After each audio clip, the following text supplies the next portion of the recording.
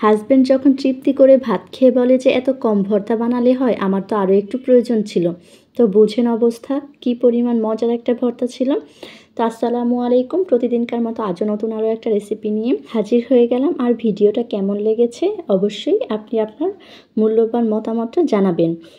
তো প্রথমে এখানে আমি কিছু কাঁচামরিচ নিয়ে নিলাম, আর মরিচগুলো কিন্তু ঝালের পরিমাণ একটু কম দেখে দেখে নিয়েছি। তো খুব সুন্দর মতো ধুয়ে আমি সাইডে সরিয়ে রাখলাম। তো এখন কিছু এখানে আমি রসুন নিয়ে নিলাম। তো এভাবে করে রসুনগুলোকে আমি একটু ছাড়িয়ে নিচ্ছি কোয়াগুলো। তো হয়েছিল কি, গত পরশুদিন আমি খুবই অল্প পরিমাণে এই ভর্তাটা তৈরি করেছিলাম। তো হাজব্যান্ড ভাত খেতে বসে, তো আমি একটু বেশি পরিমাণেই খেয়ে ফেলেছি। তো ওনার ভাগে একটু কম পড়েছিল। তো বলল যে তুমি কি বানাইছো এত কম, আর একটু বেশি করে বানাতাম।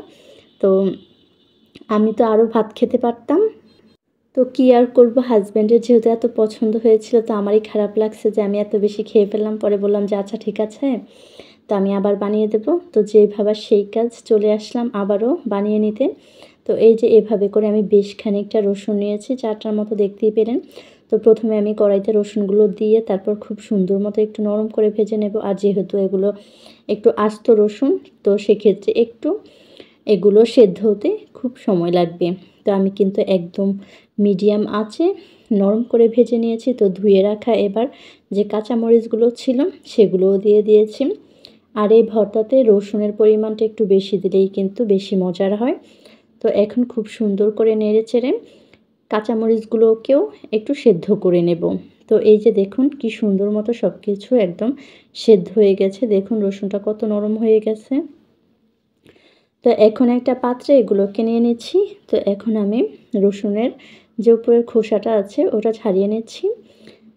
তো এই যে দেখুন এভাবে করে আমি প্রায় সবগুলো রসুনেরই খোসা ছাড়িয়ে নেব। তো এই যে দেখুন আমার কিন্তু খোসাগুলো ছাড়ানো হয়ে গেছে। আর আমি কিন্তু এগুলো ধুইনি, আর ধোয়ারও প্রয়োজন নেই, একটু কালো থাকলেও সমস্যা নেই। তো এখন বাটনায় আমি প্রথমেই রসুনগুলো একটু লবণ দিয়ে তারপর মিহি করে নিচ্ছি। তো আপনারা চাইলে ভর্তাটা একটু আস্তও রাখতে পারেন, আর যদি খুব বেশি মিহি খেতে পছন্দ করেন সেক্ষেত্রে করে নিতে পারেন। তো এখন দিয়ে দিলাম আমি কাঁচামরিচগুলো। তো সেমভাবে এখন আমি কাঁচামরিচগুলোকেও একটু পিষে নিচ্ছি। এই পর্যায়ে যখন খুব ভালো মতো পিষে নেওয়া হয়ে গেছে, তখন বেশ খানিকটা ধনিয়া পাতা এখানে অ্যাড করে দিলাম। আর ধনিয়া পাতাটা দেওয়ার চেষ্টা করবেন, এতে করে কিন্তু ভীষণ রকমের একটা সুন্দর ফ্লেভার পাওয়া যায় আর খুবই মজার হয়। তো আমি কিন্তু একটু দানাদার টাইপেরই রেখেছি। তো রেসিপি কেমন লাগলো অবশ্যই জানাবেন। আজকে এ পর্যন্ত, সবাই ভালো থাকবেন। আল্লাহ হাফেজ।